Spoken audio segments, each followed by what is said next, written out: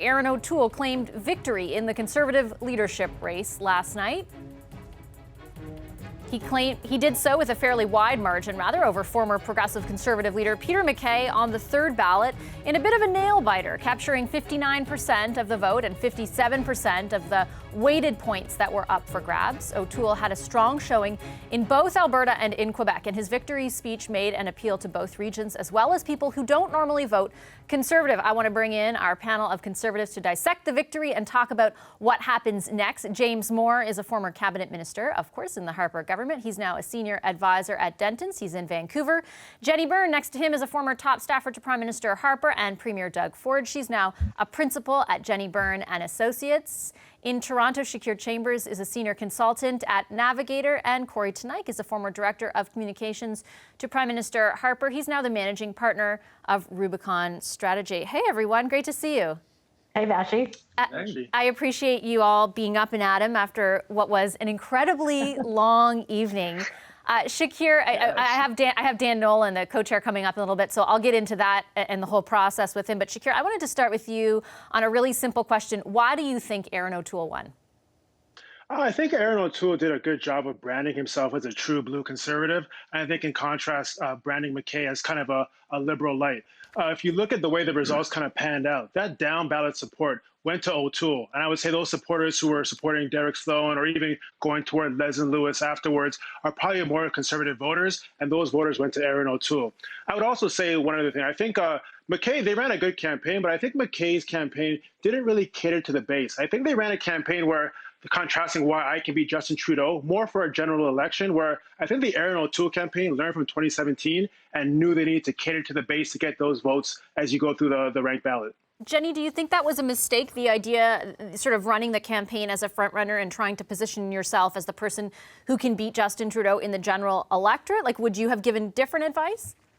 Well, I think that both Erin and Peter had similar campaign strategies, that they were the person that can beat Justin Trudeau. I think Erin's campaign was a bit different in terms of a very targeted, in terms of going after second ballot support, which seemingly it obviously worked. If you look at the numbers, and I know people are still crunching them, but in looking at the numbers just at first glance, there was almost very little attrition, at least by the Derek Sloan voters, who then went to Leslyn Lewis, and it looks like the attrition might have come from the Leslyn Lewis signups, because of course she had 60,000 votes on the second ballot, and 30,000 of those votes then went to Erin O'Toole. 20,000 of them did not vote, and 10,000 of them around that went to Peter MacKay. Yeah, a third of the ballots belonging to Lewis were discarded after the second round.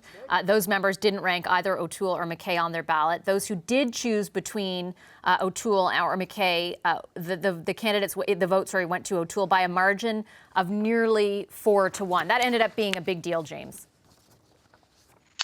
Yeah, for sure. Look, Peter MacKay did run, I think, a good campaign, but he didn't run Club, obviously, an adequate campaign. He had the most caucus endorsements.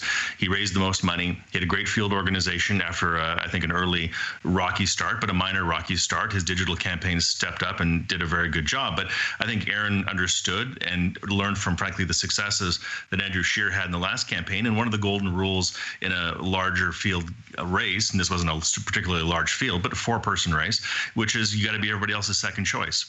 And Erin became a safe second choice for the most party members, and he rolled those votes in and moved forward, and he established himself as, I think, the best person to be the most broad voice for the different elements of the brokerage party that is the Conservative Party and all factions of conservatism. I think if anything, Peter MacKay, I think, learned in this campaign a lesson for everybody to learn, which is that, he was clearly seen as someone who hurt Andrew Scheer's leadership in the middle of the last general election campaign. I think enough people in the party believe that to be true. And in his albatross comment about social conservatism, I think hurt him with a lot of people in the base of the party. People who identify themselves and self-brand as being socially conservative, they recognize that they're part of a larger conservative family, they're part of a larger conservative movement. But more than anything else, they want to be respected. And if they feel that the incoming leader of the party doesn't respect them, doesn't respect their views, or see them as part of a winning coalition, you're not likely going to get their second and third votes down ballot. And I think Erin O'Toole was the clear beneficiary of that. Do you think that's true, Corey? And on James's first point around believing in and members believing in Erin O'Toole as a broker of unity, Peter MacKay really did run on a message of I'm the one who can best unify the party. He actually said it quite frequently during the debates and in a lot of the stuff that went out on social media. But somehow Erin O'Toole was able to better convince members of that. Well, I think especially social conservative members, but I think that harkens back to what James just mentioned. The stinking albatross comment, I think, was probably the most quotable quote post-election after the last federal election. And I think it hung around his neck like a stinking albatross, ironically. I just don't think he was able to recover the trust of social conservatives after that, no matter how much he said he wanted party unity. Social conservatives came out in much larger numbers than they did in the last leadership, despite the fact that there were fewer candidates. So yeah, I do think that was really the pivotal thing. A front-runner campaign is often a little bit more cautious. I think it's often a little more indecisive. You know, you're trying to protect a lead, and maybe you don't swing for the fences quite as much in your messaging. I think the tone of Erin's campaign was sharper. I think he contrasted more, mostly against Peter. That's how you win campaigns. You've got to define a choice. You've got to have some edge to your messaging, I think, if you want to draw a contrast. And I think Erin effectively did that and won the day.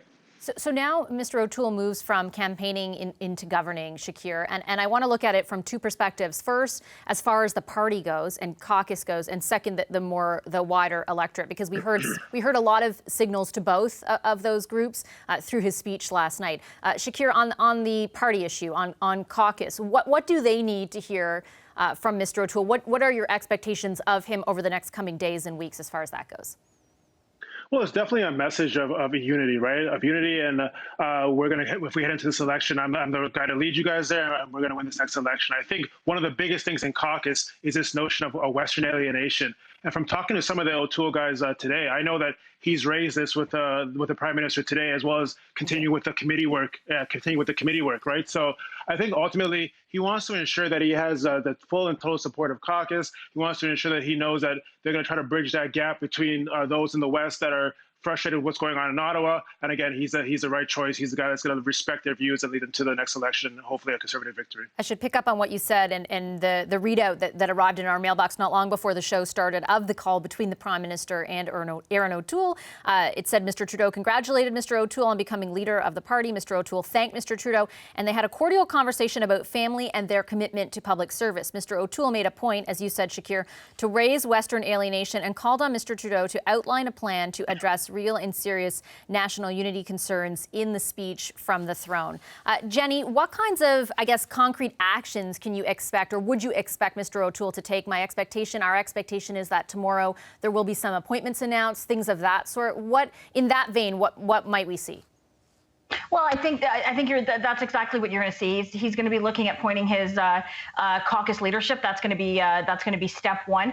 I think he's probably going to then head over to Party HQ because if the Liberals are going to try to time their own election, if they are going to try to push Parliament into an election, which I think is what they're going to want to do. This is a party that's going to have to get ready for the election, so getting ready for a campaign, which is almost more important than ensuring that your caucus positions in terms of leadership are filled. I think that Erin's comments with the Prime Minister today on Western alienation were extremely smart. Obviously, a very big priority for this party. This is, of course, the Liberal government that doesn't have a seat for 1,800 kilometers between Winnipeg and British Columbia. So I think it was very smart, as well as to talk about the continued committee work on the Wheeze scandal.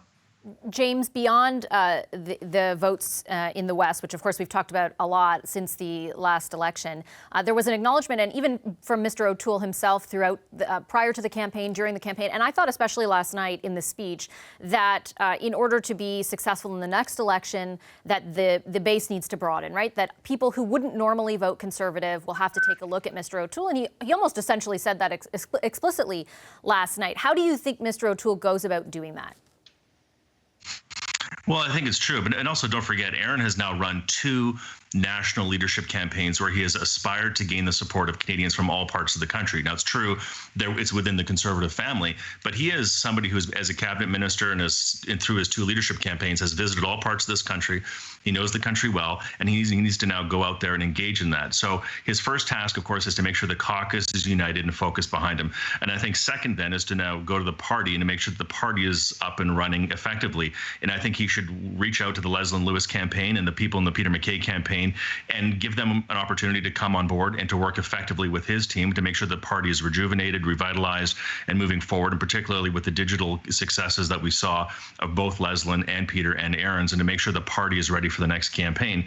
And then I think he needs to very quickly pivot and start looking beyond Parliament. You know, great parliamentary performances don't make great prime ministerial campaigns. You know, if that were the case, Preston Manning and Tom Mulcair would have been prime minister, and John McCain and Bob Dole would have been presidents of the United States. So I think he needs to start doing that and let Pierre Poilievre do what he's doing, which is doing a phenomenal job. Michelle Rempel, the whole crew they have there in Ottawa, Mark Strahl, let them keep doing what they're doing.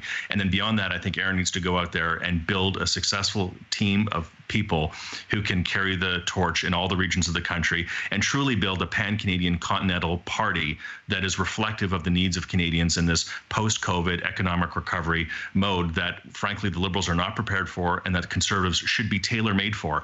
Economic growth, renewal, coming out of a crisis, and building Canada for the future. That should be what we're all about. Corey, last word to you. James mentioned Leslyn Lewis. Who do you expect Erin O'Toole tomorrow if he's making some announcements to bring very close into the fold? For example, who might be deputy leader? Who would you anticipate? Would you anticipate a position for Andrew Scheer? What do you think on that front? Yeah, well, look, I think agree with much of what James said. You know, the parliamentary side will not be the main focal point, but in terms of leadership roles, like, you know, clearly that process starts with the other candidates who were on the ticket. Leslyn Lewis clearly, distinguished herself throughout the campaign, so I would expect to see her have a very prominent role. It's a little more tricky with Peter MacKay because he's not in Parliament to find the correct role for him, but I'm sure there'll be a lot of effort made to try to get him to run and to try to have him join the team. He may have an opportunity this fall if we end up in an election campaign. But the focal point, I think, is, and the center of gravity has moved from Parliament to the campaign trail, as I do think an election could be imminent.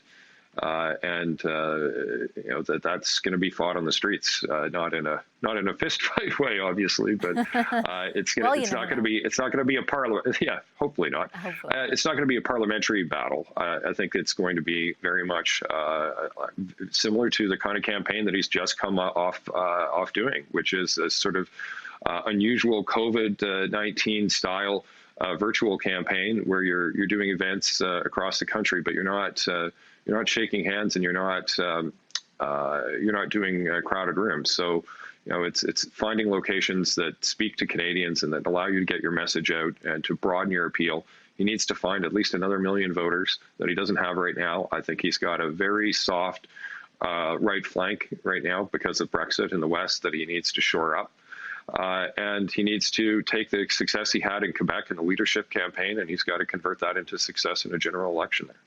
All right, I'm going to leave it there because I just ran out of time, but I appreciate all your time, and I know we'll be checking in frequently. And I also appreciate all the time you lent us over the course of this campaign for your insights. Always appreciated. Thanks so much. Jenny Byrne, Shakir Chambers, Corey Tenike, and James Moore. So you could be forgiven, perhaps, for nodding off before Erin O'Toole won the Conservative leadership race well after midnight. The Ontario MP was third-time lucky, winning out over perceived frontrunner and former Progressive Conservative leader Peter MacKay. O'Toole won partly because many social conservative voters ranked him as their second or third choice. What does that mean for a party that could face a snap election within weeks, and what might a path to victory look like for them? Time to bring in a panel of our journalists in Winnipeg. Nigan Sinclair is a columnist at the Winnipeg Free Press. Here in Ottawa, Sherelle Evelyn is managing editor of the Hill Times, and Paul Wells is also with us in Ottawa. He writes, of course, for Maclean's Magazine. Hello, guys. Great to see you. Bonjour. Hello. So it was a long night. Paul, let me start with you. Were you surprised by the outcome? I mean, a little bit. Occam's razor would say that the front runner wins, and the front runner for almost all of this was Peter MacKay. But as in 2003, when he ran for the Progressive Conservative leadership, turned out he had a really low, hard ceiling on his support. That if he wasn't your first choice, there's a very good chance he wouldn't be your second choice, and that's what did him in the end. Erin O'Toole, pitched himself as someone who'd be ready from day one. He is now a member of Parliament. He can, as soon as Parliament ever comes back, start taking the case to the Liberal government. And I think that was one of the things that helped him in the end. What do you think, Nigan, led to his win?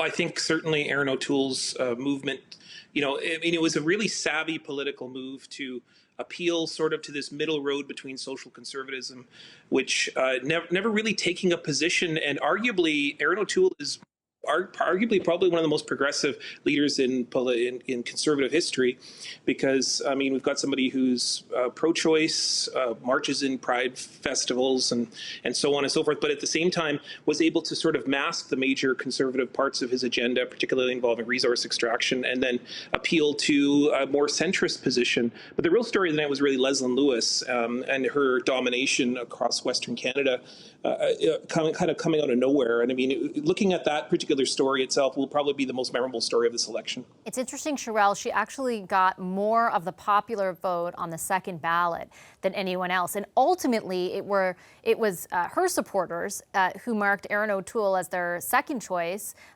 Lots of them didn't mark anybody, but the majority of them, by I think a 4-to-1 margin between O'Toole and MacKay, marked O'Toole as their second choice. And then we ultimately ended up with the outcome of the third ballot. What do you make of her role in this race?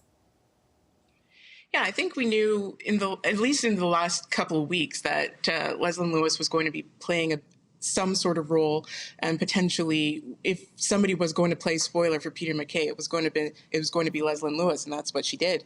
Erin O'Toole positioned himself, as Nigan just said, in that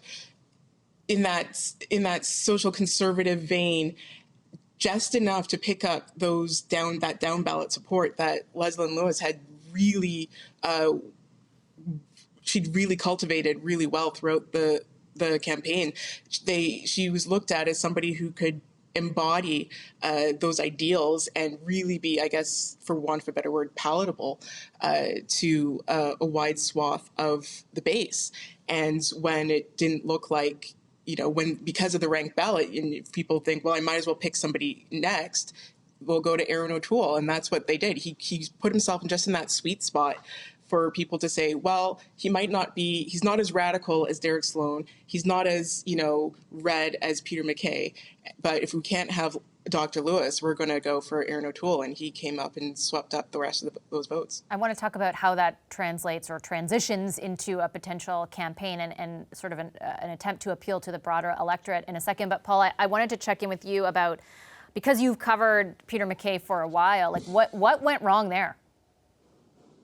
Kind of the same thing that always goes wrong.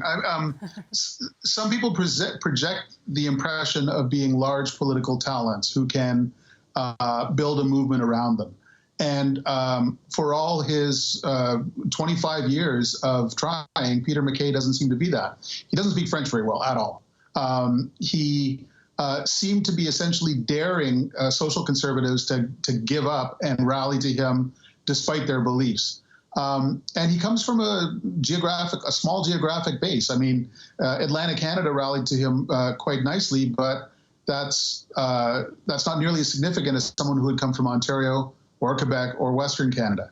And so it was an eerily similar replay of the dynamic of 2003, except in 2003 he could pull a fast one on the floor of a delegated convention, reach out to David Orchard with his weird free trade ideas, and go over the top. He didn't have that kind of option available to him last night. No, he did not. It was about as different from 2003 or any of the subsequent years as you could get. Nigan, we touched on it briefly with Sherelle, but Erin O'Toole ran a very specific campaign during this leadership race, he now has to pivot, right? And as so many people have said on this show and other programs, appeal to at least 1 million new Canadians to vote for him, or Canadians who have not previously voted for the Conservative Party to vote for them in the next election.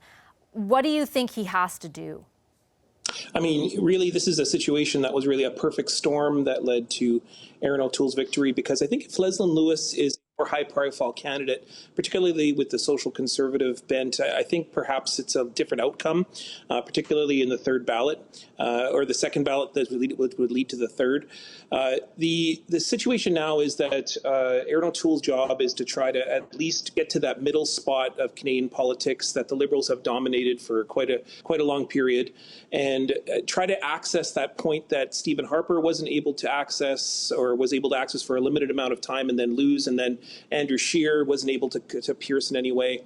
And now we've got a situation where Erin O'Toole has a platform which is appearing socially conservative, but really is more centrist, and perhaps there's some way in which he can appeal to that. But if there's any signs, most of the people around him right now, particularly those involved in it last night, are part of the quite strong right-wing elements of the party. And I wonder whether he's going to be able to do that and pull the party with him, particularly if he wants to stay to a more centrist position. Sherelle, there were a lot of appeals in the speech that Mr. O'Toole delivered early this morning for the kind of grouping of people that I outlined, the 1 million Canadians who don't normally vote for the Conservative Party. And Mr. O'Toole was pretty explicit about that. He even said, hey, you don't normally look to us, but I hope you will.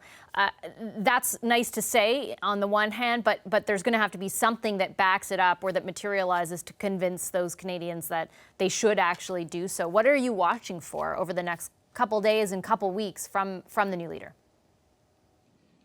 Well, I'll be watching more to see, there isn't obviously there's a few things he has to do right out the gate, and that's, get a team in place. And what that team looks like, I think, is really going to, set the stage for what happens next. Who is he going to pick as his House leader? Who are his, critics going to be? That sort of thing. Because if he keeps the I suppose if you want to say the Harper loyalists, the people who've always been there, people who maybe, all of those other elements and demographics that they're trying to bring into the party look at right now and say, yeah, but we don't like those people. And if it's going to be more of the same, we're still not going to come to this party no matter how nice the messaging is. So I think that's going to be a big part of it. And I'll also be looking just to see, how much of the campaign messaging carries on, because obviously during a campaign, you're going to be appealing to the base. But now that you're looking to draw in more eyes, more voters, more money, you want to broaden that support. And there was a key thing this morning that he didn't do, and that was use that, it's essentially a dog whistle of taking Canada back. That was plastered all over his campaign, and you didn't hear it in his speech last night. That's a really good point, yeah.